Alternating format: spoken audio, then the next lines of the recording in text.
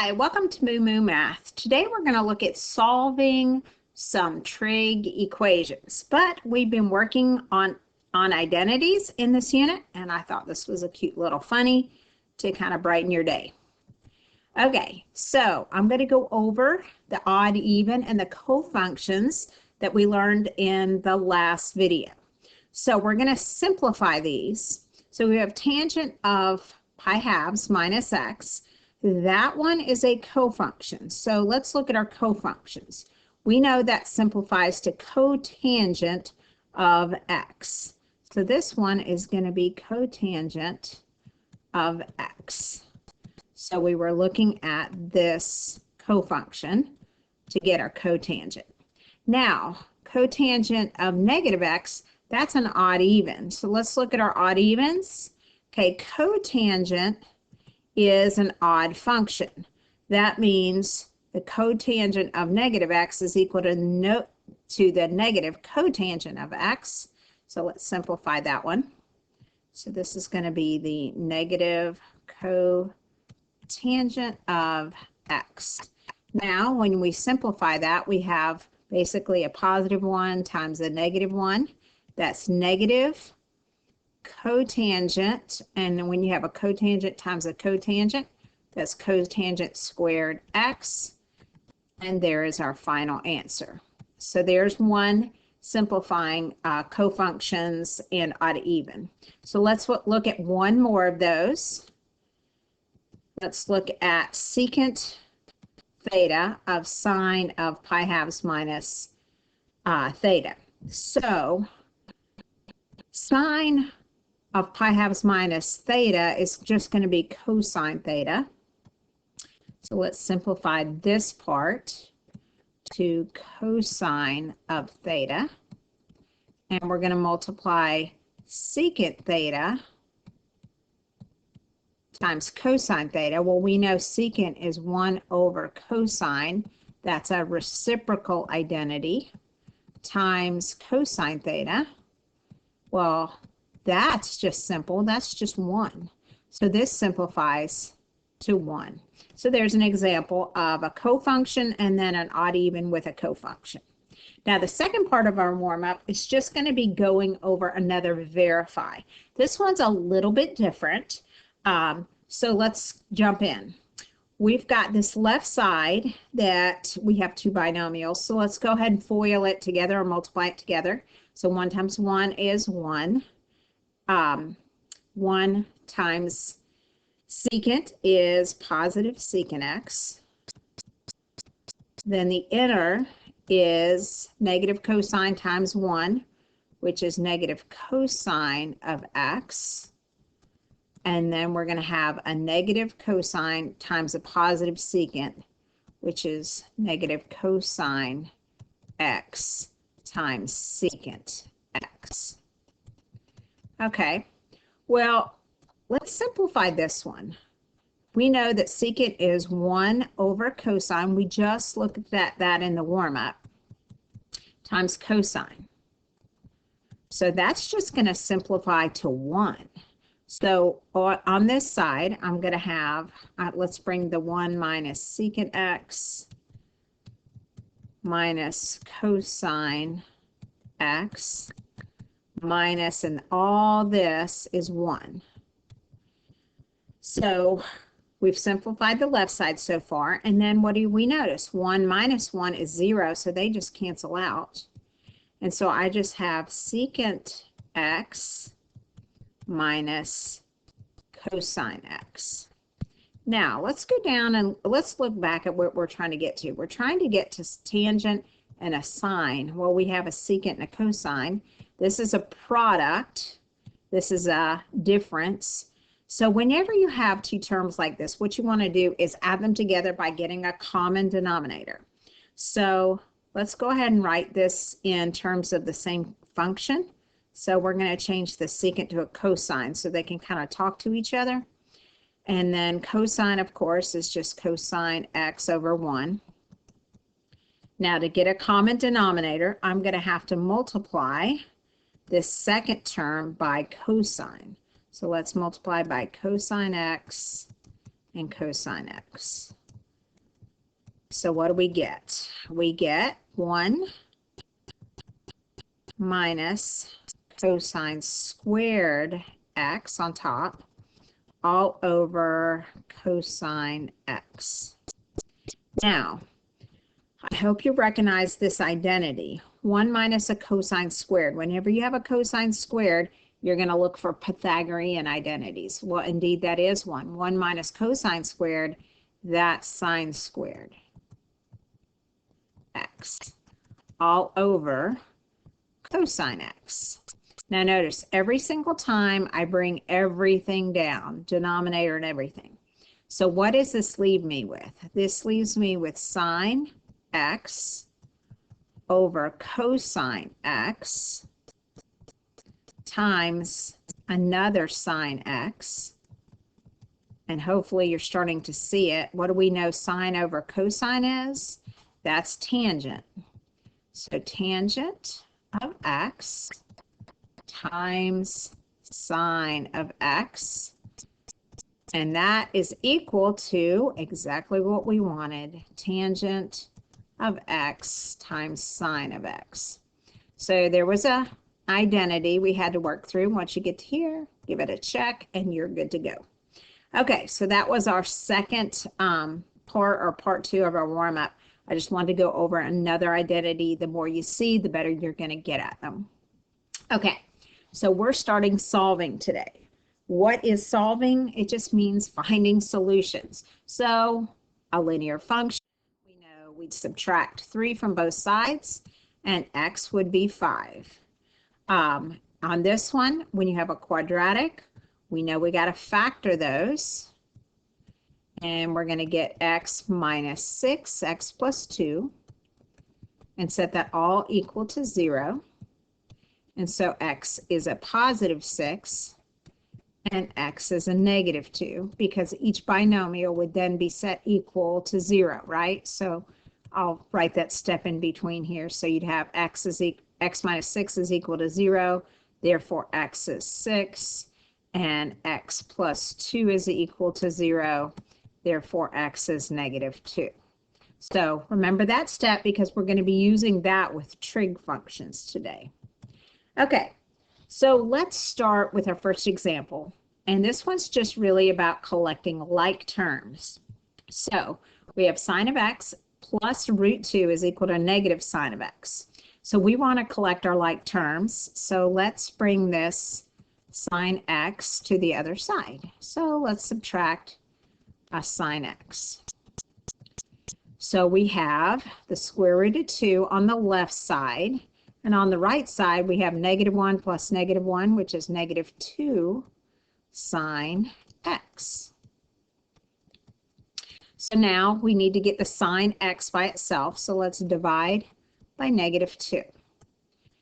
And hopefully you're starting to see it. That gives us negative root 2 all over 2 is equal to sine x. Now to solve this, x is an angle. So we're going to use that inverse unit that we just finished to find the angle where sine is negative root 2 over 2. Well, what do we know about sine's inverse? We have to use quadrant 1, and for sine, quadrant 4. And since this one's negative, we're going to have to use quadrant 4. So x is equal to negative pi fourths. And that would be our answer right there, negative pi fourths. Okay, let's look at the second example. This one is basically the square root method. Okay, we have a term that's squared. In this case, it's tangent squared, and we have to solve it. So to solve, just think of it like this. Think of this as 3y minus 1 is equal to 0. Oh, 3y squared, sorry. And what would you do? You'd move the 1, you divide by 3, and then square root both sides. Same concept. You just have a trig function in there. So first thing we're going to do is we're going to move the positive or the negative 1 to the other side, and it's a positive 1. Then we're going to isolate this trig function. So that's kind of what you're doing every single time. You're trying to isolate the trig function. And I get 1/3. And then I've got to take the square root of both sides. And when we take the square root of both sides, don't forget we have to account for both a positive and a negative solution. So a tangent of x is equal to positive and negative 1 over the square root of 3. Well, we need to rationalize that. So the square root of 3 will multiply by radical 3 over radical 3. So we'll have plus or minus root 3 over 3. And now we need to look at where tangent is both positive and negative square root of 3 over 3. Again, we have to think of inverse. So what two quadrants do we look at for tangent? Well, tangent, we look at 1 and we look at 4. So where is tangent root 3 over 3? Well, that's right here at pi 6 and right here at negative pi 6, right? So that's the answer. X is equal to plus or minus pi 6. There we go. And that's how you find these answers. So you're solving. So treat this as your variable, solve for it, and then do the next step, which is evaluate the inverse. So let's try a factoring one. Okay, this one's a little bit different because we have cotangent and we have cosine. And they really don't work well together. But what I can do is something very simple. I can just set this equation equal to 0 by simply bringing that cotangent to the other side. So I'm going to subtract 2 cotangent from both sides to get it equal to 0. So minus 2 cotangent of x equals 0. Now we can see we have a common factor. So you could factor out a cotangent. So if I factor out a cotangent, I'm left with cosine squared minus 2. X minus 2. And then we know once we factor, we can set these equal to 0, kind of like we did in the warm-up. So cotangent of x, when is it equal to 0? And cosine squared x minus 2, when is it equal to 0? Well, let's evaluate each one. Well, cotangent, let's think about cotangent. What quadrants do we use for cotangent? We use 1 and 2. This is the one that's different.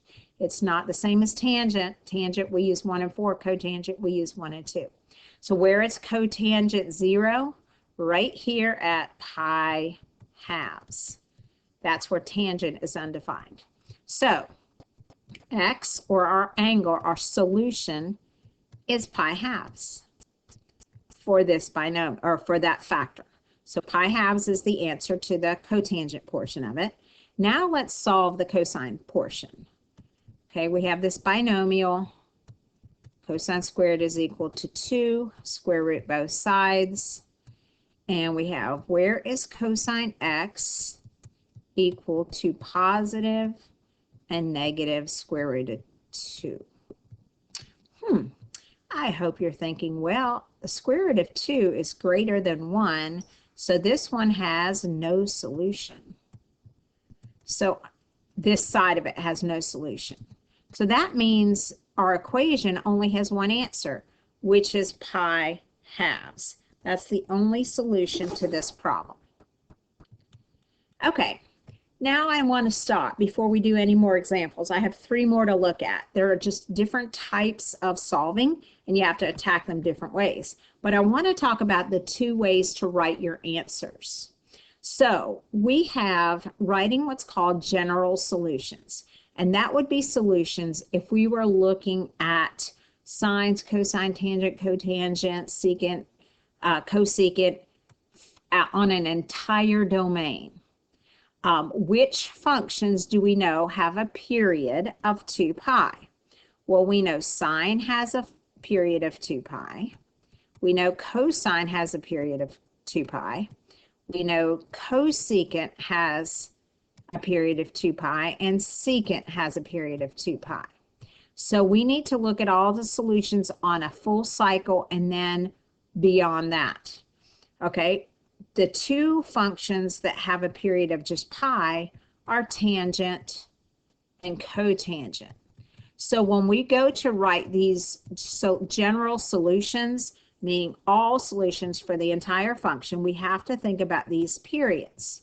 So if it asks you for all solutions, let's say that we had sine of x is equal to 1.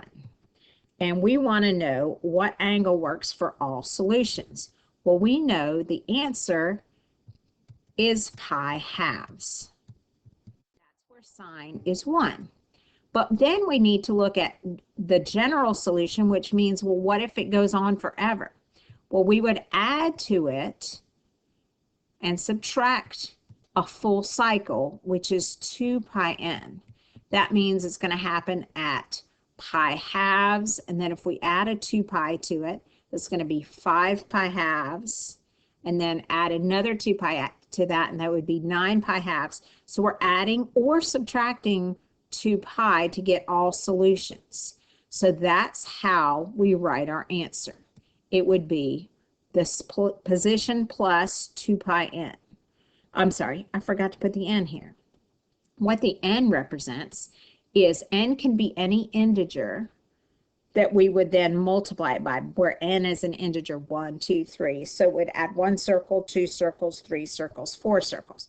So that's how we write our answer. Now for tangent, we're going to have to add a pi n. So let's say we want to know where tangent of x is equal to, let's say, -1. Well, tangent of x is equal to -1 at -pi4. But then we know it's going to cycle back around a pi later, which puts it in quadrant 2, right? So we know -pi4 is right here. This position, which would be 3 pi4, would also have a -1. So we have to account for that by adding a pi n, because it's going to cycle around and hit -1 again at pi n and every pi after that. So over here at, what's that going to be? Adding another pi would be 7 pi4. Adding another pi would be 11 pi4, and it would just keep cycling around and account for all answers. So that's what we mean by general solutions. All these functions, we're going to add 2 pi n. All the tangent and cotangent, we're going to add a pi n. Now, we'll get into multiple answers and get more specific on those as we finish. Sometimes you're going to write your answers on a specified interval. Most often, it will be on the interval 0 to 2 pi, meaning give all the answers that occur from 0 to 2 pi, including 0, but not including 2 pi. So that means we're just talking about the general unit circle. Add what are the solutions on the main circle. So let's say that you have sine of x is equal to -√2/2. Well, that has two positions, right here and right here. So we would then list both answers, which would be, what's that, 5 pi4 and 7 pi4. So 5 pi4 is one answer, and 7 pi4 would be the other answer. So you're going to give sometimes answers on a specified interval. So we're going to look at some of those problems now. So here's the next example, factoring the quadratic type. So this is going to factor as a quadratic. So hopefully you recognize it. We have 2 sine squared x minus sine x minus 1 equals 0. Some students have a hard time seeing this. So I'm going to define sine x as y for a second. If sine x is equal to y, then I have 2y squared minus 2y minus 1 equals 0. Now we can factor that, right? Oops, there's not a 2 here. It's just sine x. We're going to factor that, and it's going to factor into 2y and y. And then this one's going to be minus 1, and this one's got to be plus 1. So we're just factoring, okay? And that gives us this trinomial if we FOIL it out. Now what I'm going to do is replace this y with my sine x again so I can see it with the trig function in there. So 2 sine x minus or plus 1 times sine x minus 1. Now some people don't need to do the step of replacing your trig function with a variable, and if you don't need to, that's fine. Hopefully after you see it once or twice it'll make sense to you. Okay, and now we solve each binomial. So when is 2 sine x plus 1 equal to 0? And when is sine x minus 1 equal to 0? So let's solve each one. Move the 1 over, right? And then divide by 2. So we get sine x, I forgot my x there, equals negative 1/2. And then this one is sine x is equal to positive 1. So we're going to have multiple solutions. Now we need to look at this interval 0 to 2 pi. So we want to list all positions from 0 to 2 pi. So where is sine negative 1/2? And that's right here and right here. So our answer is, for this binomial, it's 7 pi 6 and 11 pi 6. And then for this side, when is sine, equal to positive 1? And sine is equal to positive 1 in only one position on the unit circle, on the main unit circle, which is pi halves. So this one has 3 solutions. It has 7 pi 6, 11 pi 6, and pi halves. And those are all the solutions for this quadratic type. Now let's look at another factoring one. Okay, we have 2 sine squared x plus 3 cosine x minus 3. Well, we have a problem here. Houston, we have a problem. We have a cosine and we have a sine squared, and those are not the same trig function. So we're going to have to do a little bit of manipulating to make them into the same trig function. So the best relationship we can work with is the fact that we know that we can write a sine squared in terms of a cosine squared using the Pythagorean identity 1 minus cosine squared is equal to sine squared. So I'm going to use this identity to then have them kind of talk to each other so I can get them in the same function. So let's use an identity so we can now change these both to cosines. Okay, so there's my replacement. Now I need to do a little bit of work. I've got to distribute this, right? So I have 2 minus 2 cosine squared x plus 3 cosine x minus 3 equals 0. Now, to get it in a nice clean form, I need to combine my constants. So that's going to be negative 2 cosine squared x plus 3 cosine x. And then negative 3 plus 2 is a negative 1.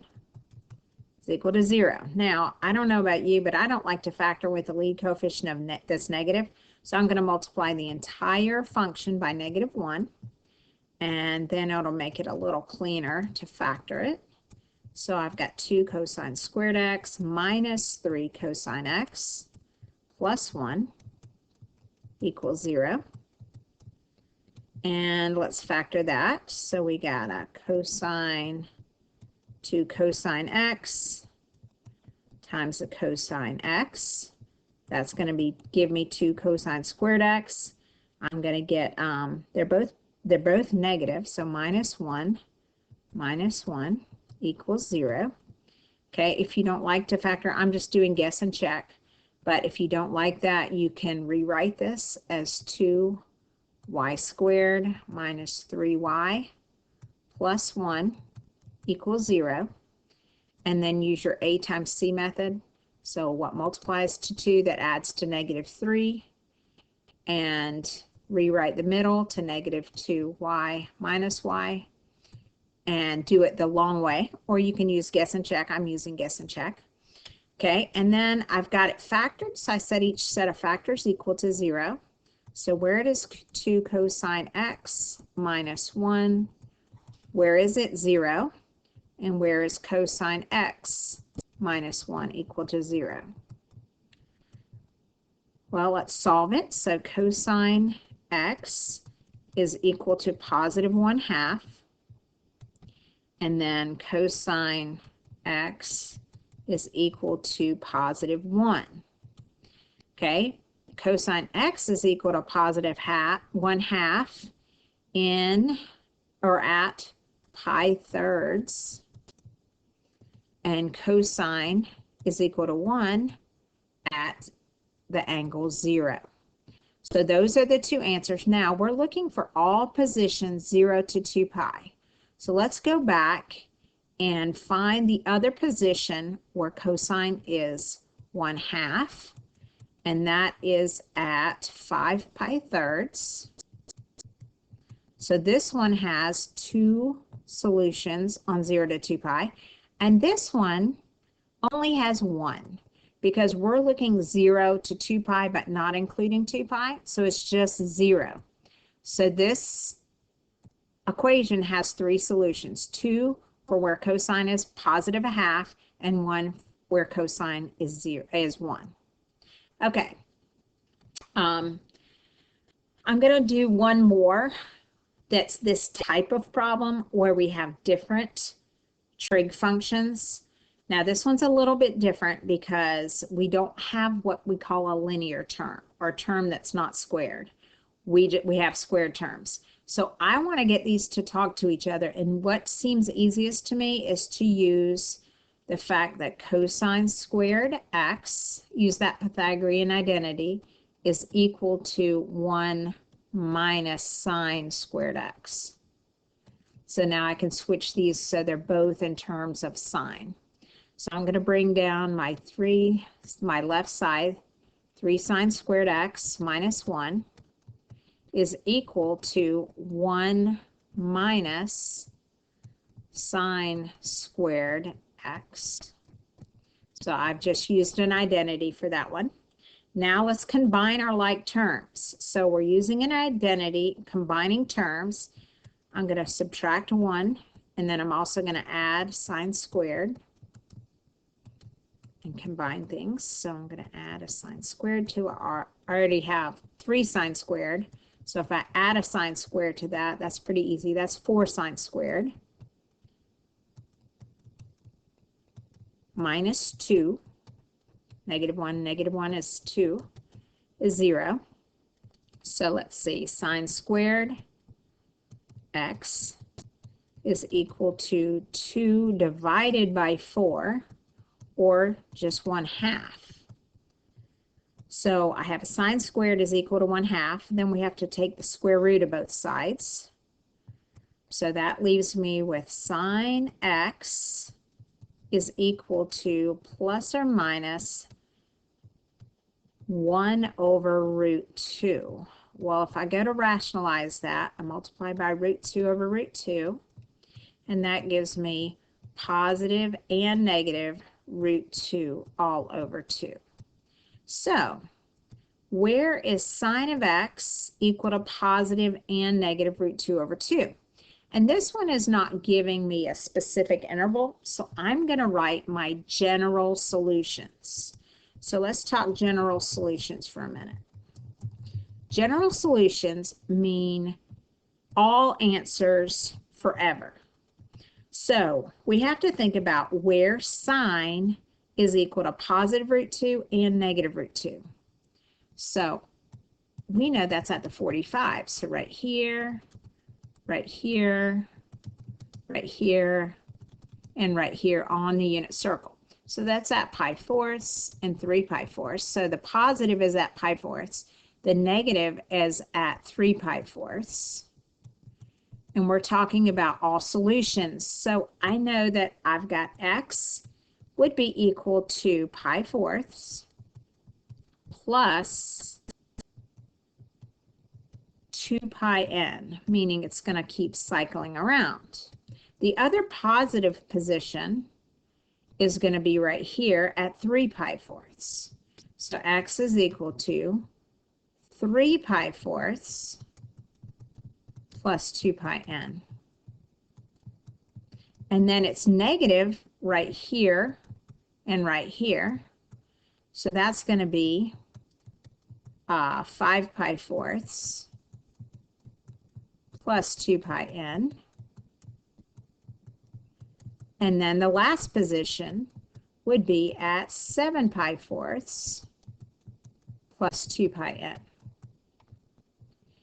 So there are all the answers that represent the solutions on the unit circle. But I hope you can see that we could write this answer in a much simpler form, because the interval between all these answers is just pi halves. So I could take my answer, my first quadrant of pi fourths, and I can add to it pi halves n. And that would account for every single solution where cosine of x is equal to either a positive or a negative root 2 over 2. So this is the simplest form of that general solution. So hopefully you're starting to see that. If not, we'll work on it this week as we go through more solutions. Okay, so what are we doing from here? We're going to work on worksheet B, which is solving. You have worksheet 3, the regular one without the B, which is more practice on our identities. So I want you working on both. We need to get better at the identities. The only way we can do that is we just have to practice identities. And now we're throwing in some solving. Worksheet 3B is the easiest of those. We'll hit the harder ones tomorrow. So thank you for watching, and I hope this video was helpful.